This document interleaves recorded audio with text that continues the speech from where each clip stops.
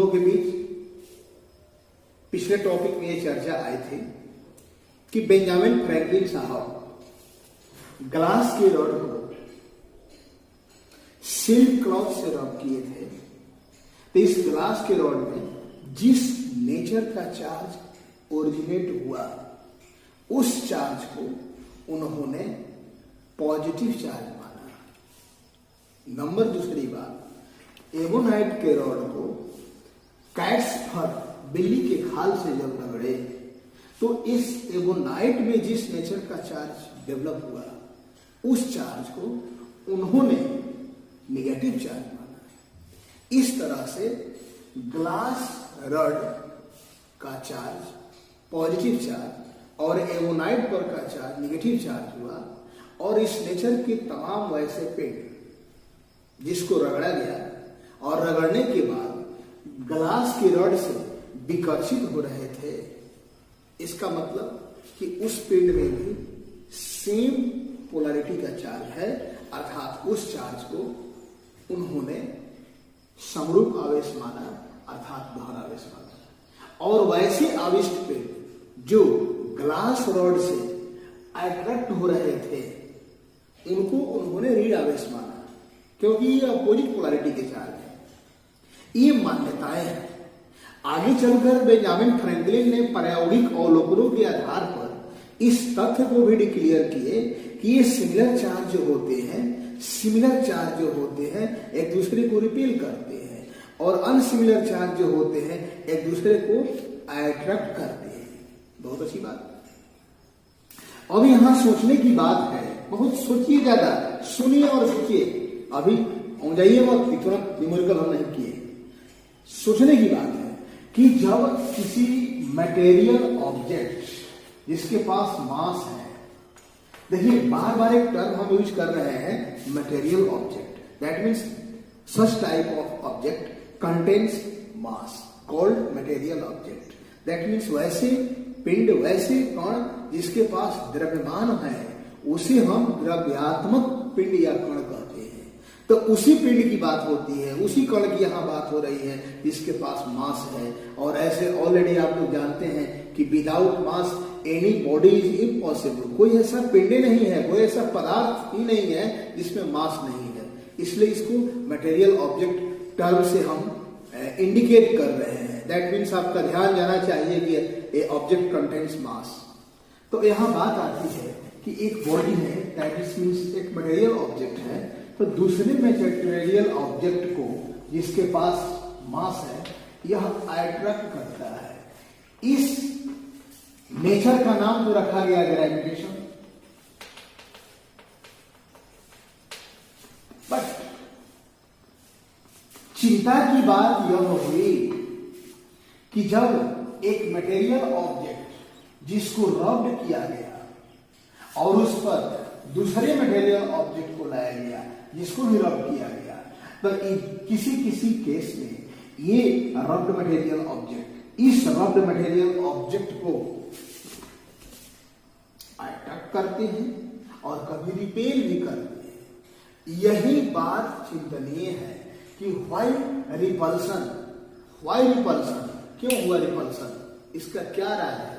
तो राज समझने के लिए यही बात आती है कि देखो भाई, मास केवल अट्रैक्ट करता है, बट यहाँ चार्ज इस पर जो डेवलप हुआ है, दैट मीन्स इस मटेरियल ऑब्जेक्ट पर जो एडिशनल प्रॉपर्टी क्रिएट कर गई है, उस प्रॉपर्टी की वजह से इसमें अट्रैक्शन और रिपल्सन दोनों तरह के फोर्स क्रिएट हो रहे हैं।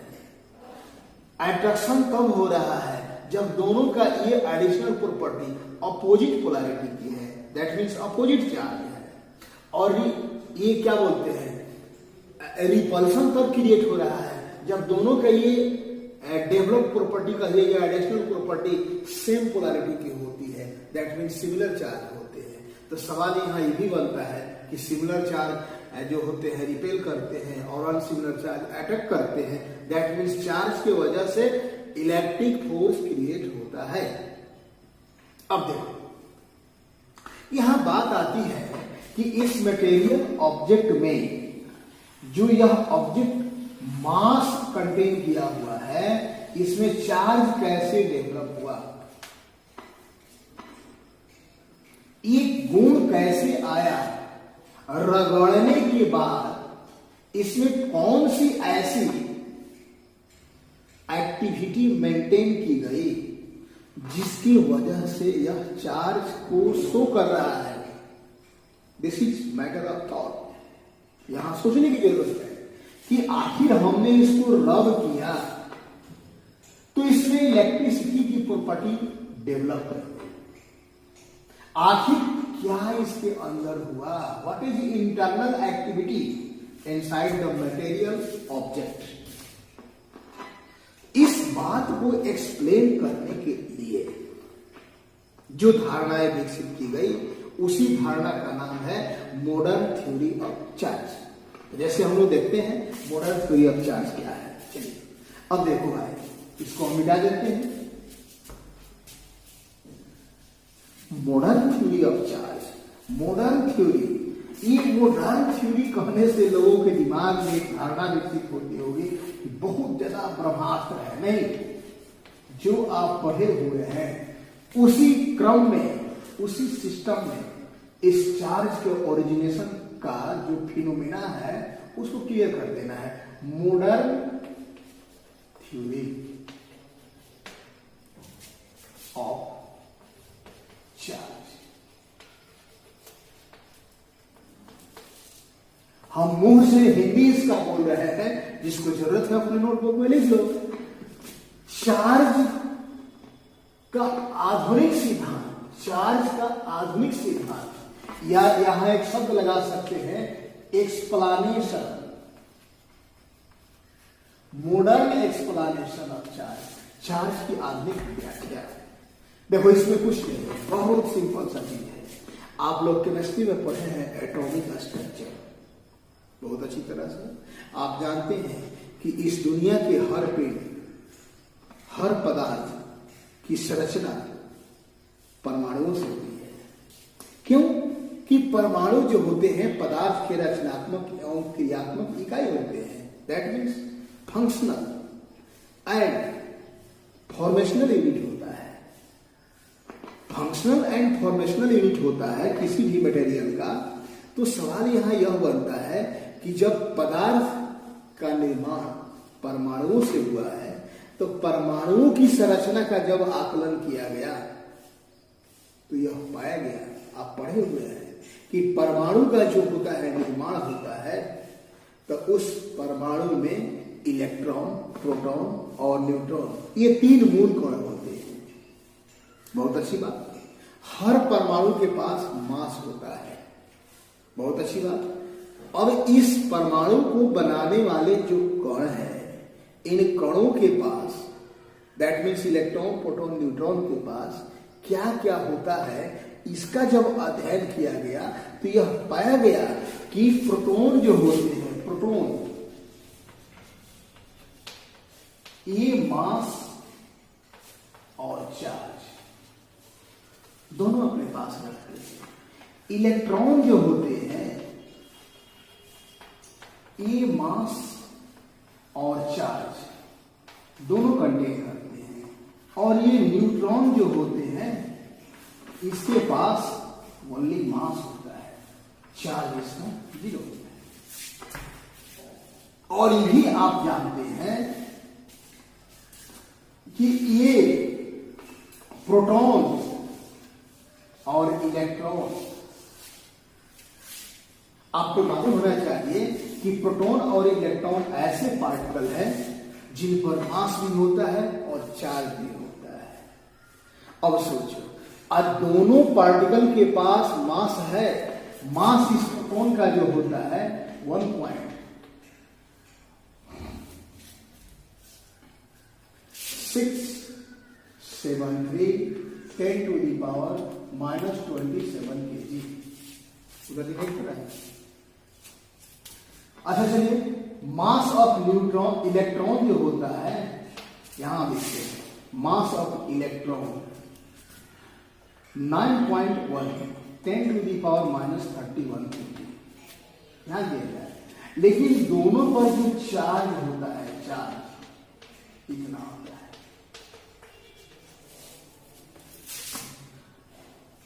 1.6 × 10⁻⁻⁹ कूलम। इसको आप लोग को दिमाग एकदम फिट कर लेना है। अभी पहला न्यू डाल दिए कि इलेक्ट्रॉन पर जितना चार्ज होता है उतना ही चार्ज प्रोटॉन पर होता है।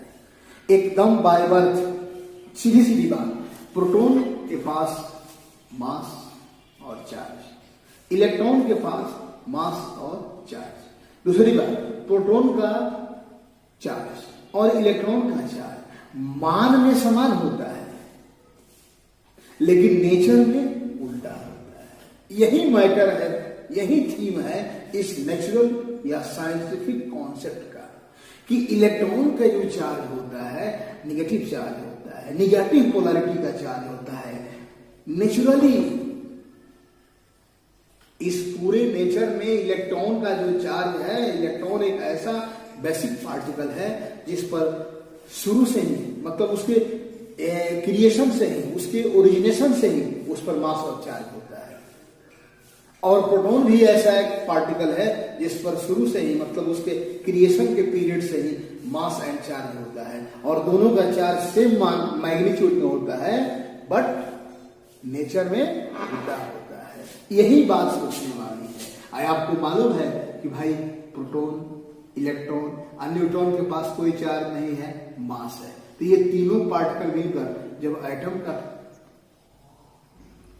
निर्माण करेंगे तो उस एटम में तो मास ऑलरेडी होगा, क्योंकि मास सब जुट रहे हैं और चार्ज भी जुट रहे हैं, तो उसमें चार्ज भी आएगा। लेकिन आप पढ़े हुए हैं, बहुत सारे साइंटिस्ट लोग इसको क्लियर किए हैं कि एटम में चार्ज प्रदर्शित नहीं होता है। क्यों भाई? तो इसलिए नहीं होता है कि वहां पर टोटल चार्ज प्रोटॉन का और टोटल चार्ज इलेक्ट्रॉन का जब कैलकुलेट किया गया तो सेम पाया गया, अर्थात जितना धनात्मक आवेश होता है उतना ही ऋणात्मक आवेश होता है। और कुल चार्ज को जब जोड़ दिया गया तो 0 हो गया। इस तरह से स्पष्ट हो गया कि परमाणु जो होता है इलेक्ट्रिकली न्यूट्रल होता है। अब सवाल यहाँ यह है कि परमाणु तो न्यूट्रल हो गया बट उसमें इलेक्ट्रॉन और प्रोटॉन है तो समाप्त तो नहीं हुए, उसके चार्ज उसमें है लेकिन निष्क्रिय स्थिति में है। और न्यूट्रॉन के पास चार्ज है ये नहीं है, तो कुल मिलाकर परमाणु के पास मास प्रदर्शित होता है बट चार्ज प्रदर्शित नहीं होता है, क्योंकि ये इक्वल और अपोजिट नेचर के चार्ज होते हैं और दोनों एक दूसरे के प्रभाव को कैंसिल कर देते हैं। इसलिए परमाणु जो होता है इलेक्ट्रिकली न्यूट्रल होता है। ये आप पढ़े हुए हैं। अब सोचो कि उन परमाणुओं को मिलाकर के अणु का निर्माण किया गया, अणुओं को निर्माण करके कणों का निर्माण किया गया और अणुओं को मिलाकर जब कण बनाए गए तो उन कणों को मिलाने के बाद पदार्थ का निर्माण हुआ। इस तरह से पदार्थ में मास प्रदर्शित होता है बट चार्ज उसमें छिपा हुआ रहता है। यही कारण है कि अब देखो, अब हम करते क्या है कि जब किसी भी पिंड को लेते हैं तो उसमें तो तय बात है कि इलेक्ट्रॉन, प्रोटॉन, न्यूट्रॉन उसके हर परमाणु में है।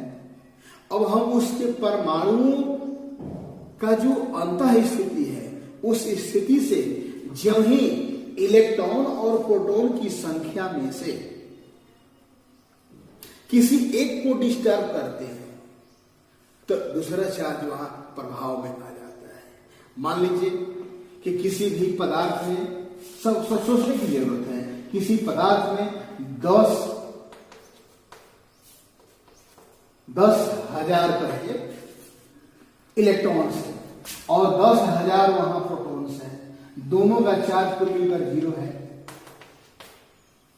लेकिन उसमें से एक इलेक्ट्रॉन हम हटा दिए तो जब भी एक इलेक्ट्रॉन उसमें से बाहर करेंगे तो एक इलेक्ट्रॉन पर जितना चार्ज है दैट मीन्स 1.6 × 10⁻⁻⁹ कूलम चार्ज वहां से आउट हो जाएगा। तब तो वहां एक प्रोटॉन का जो चार्ज है वो प्रभाव में आ जाएगा। तो यही मेन कारण है। चूंकि देखो एक बात और हमें दिमाग में रखनी है कि इलेक्ट्रॉन पर या प्रोटॉन पर जितना चार्ज होता है इस चार्ज का मैग्नीट्यूड कितना होता है। इसी मैग्नीट्यूड को आगे चलकर माइकल फैराडे की प्रायोगिक अवधारणा के आधार पर पुनः मिलकन्स का आयल ड्रॉप एक्सपेरिमेंट जब हुआ तो यह बात क्लियर कर दिया गया कि इस नेचर में इस वैल्यू से कम चार्ज कहीं पाया नहीं जाता है। इसलिए चार्ज का सबसे न्यूनतम मान है, और आगे इसको आपको बताया जाएगा, यह चार्ज का क्वांटम कहलाता है। Quantum electric unit of charge कितना होता है, तो 1.6 into 10 to the power minus 19 coulomb. अब ध्यान देने की जरूरत है, अगर हम E लिखते हैं, केवल E लिखते हैं, इसका वैल्यू इतना होता है 1 यूनिट चार्ज। ये चार्ज प्रोटॉन का भी हो सकता है, इलेक्ट्रॉन का हो सकता है। जब इसमें E माइनस E कर देंगे तो ये हो जाएगा इलेक्ट्रॉन का चार्ज, और इसी में जब प्लस E कर देंगे तो ये हो जाएगा प्रोटॉन का चार्ज। दैट मीन्स ये E जो होता है नेचर का सबसे न्यूनतम चार्ज है, किसी भी कण पर इससे कम चार्ज नहीं पाया जा सकता है, इसलिए इसको क्वांटम ऑफ चार्ज कहते हैं। अब सवाल यहां ये उठता है कि किसी भी इलेक्ट्रॉन पर अगर इसको लिखना चाहते हैं तो उसमें निगेटिव से चार्ज होगा, और प्रोटॉन पर होगा तो पॉजिटिव चार्ज होगा, लेकिन मान उसका इतना होता है। ध्यान देना है आपको। अब सवाल यहां बनती है कि पिंड को आविष्ट कैसे किया जाता है। तो जब किसी भी न्यूट्रल बॉडी को,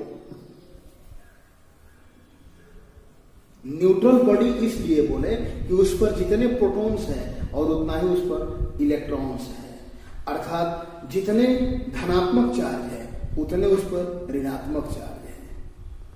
बहुत अच्छी बात। इसलिए दोनों चार्ज का प्रभाव जो है रिड्यूस हो चुका है, दैट मीन्स कैंसिल हो चुका है।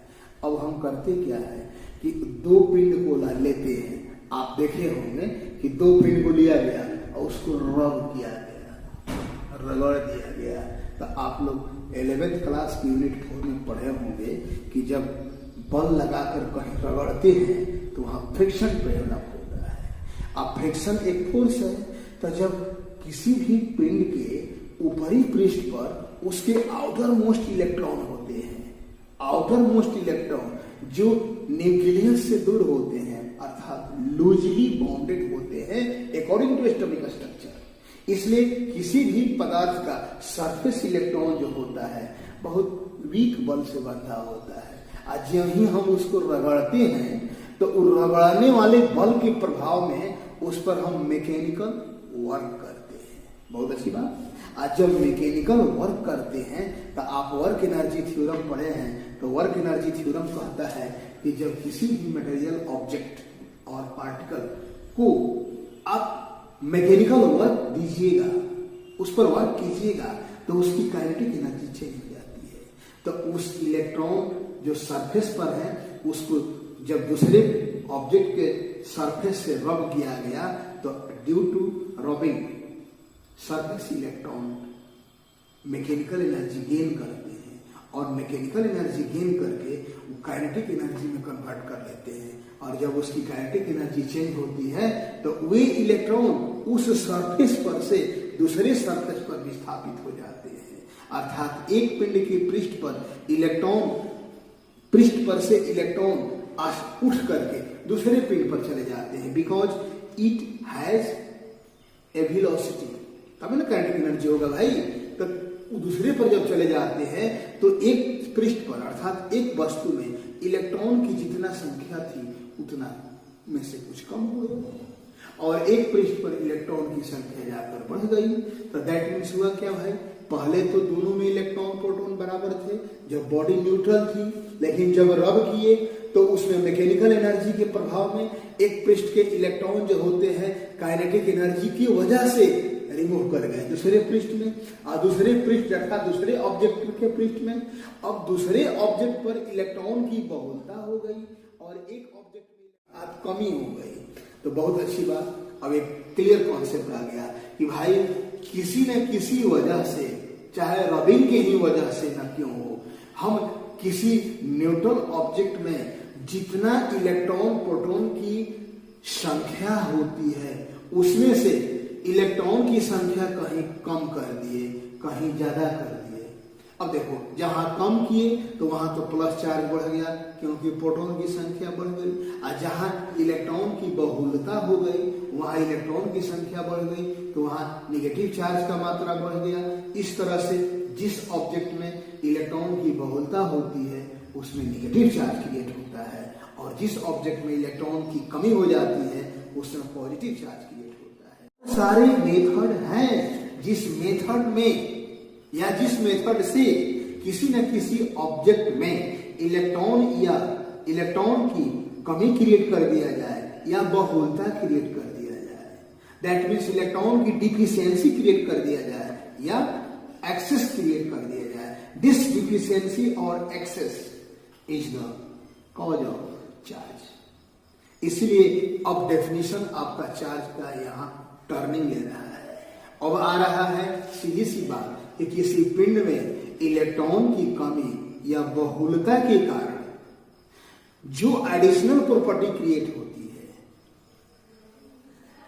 जो एडिशनल प्रॉपर्टी क्रिएट होती है उस प्रॉपर्टी को चार्ज कहा गया, और वही चार्ज अट्रैक्शन और रिपल्शन दोनों क्रिएट करते हैं।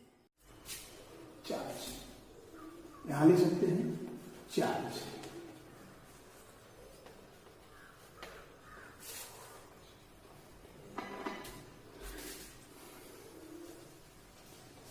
that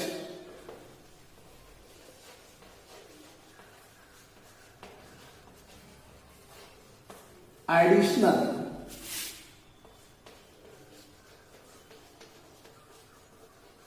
property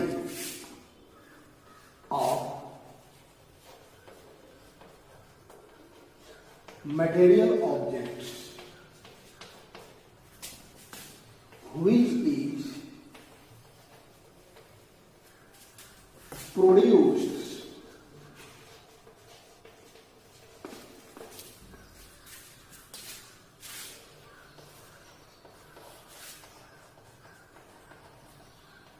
excess or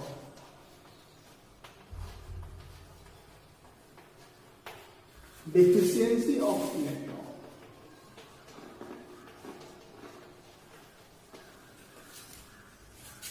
called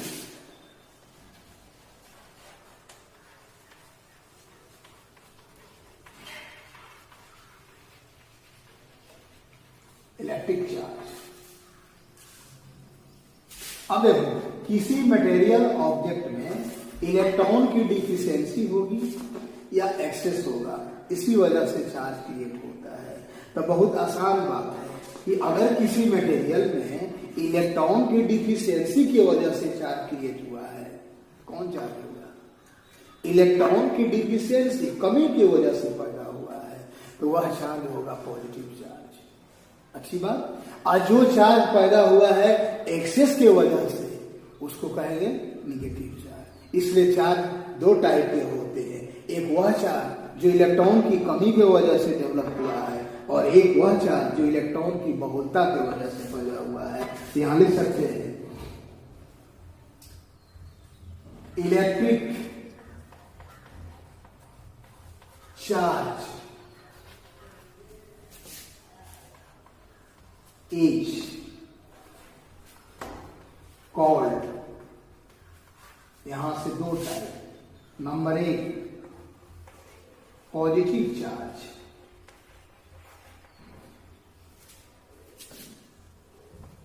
if it is produced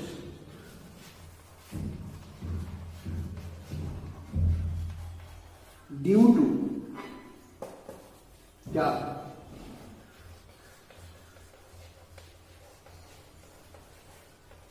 deficiency of electron. बहुत अच्छी बात। नंबर दो negative charge,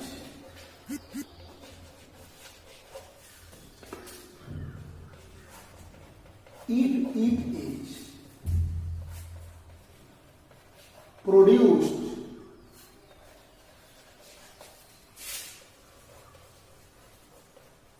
due to excess of electron,